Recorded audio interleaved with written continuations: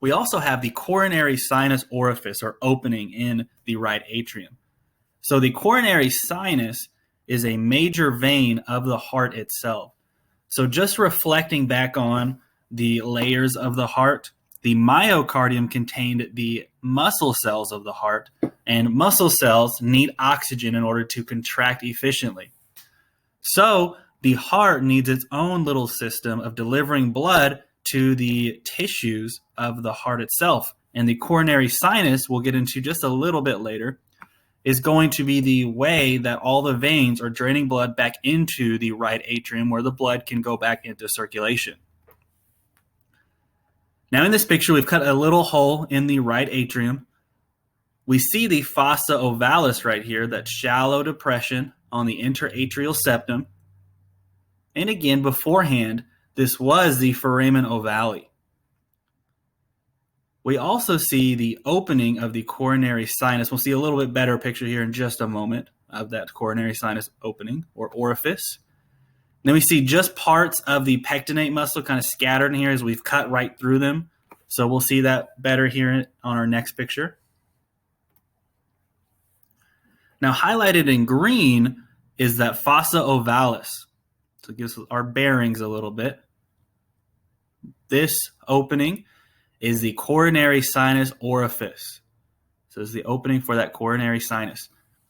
Now also, because we've reflected part of the right atrium, we can see the inside right here, which would be that pectinate muscle. So remember, pectinate muscle is found in the right atrium and a little bit in the right auricle.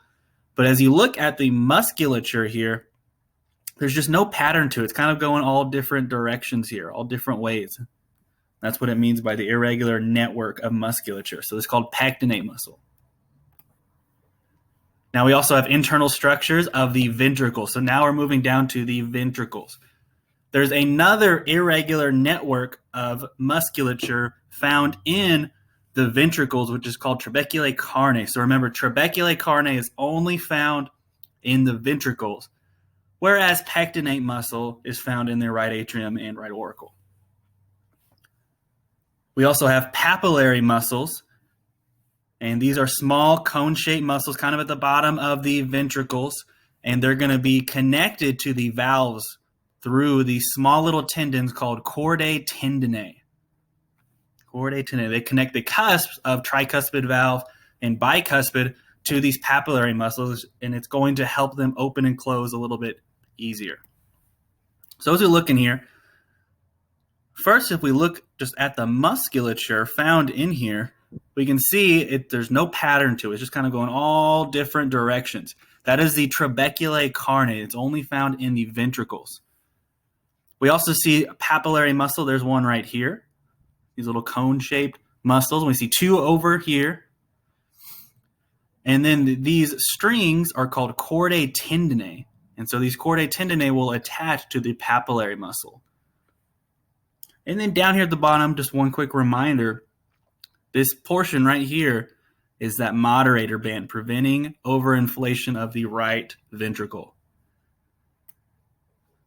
Now we're going to start the actual arterial system of the heart itself. So we're going to be flipping back and forth here a little bit. First off, we have a right and a left coronary artery, and these are going to come off the ascending aorta. So here's our ascending aorta as it's rising upward. And then these two arteries that are popping off are the coronary arteries, and they're just named after what side they're on. So here's our right coronary artery, and this will actually go all the way around there. Whereas our left coronary artery is a little bit shorter here before it splits off. So first off, let's trace the right coronary artery around. As we trace it around, we're going to have two branches we're going to learn. And our first one's called the marginal branch of the right coronary artery.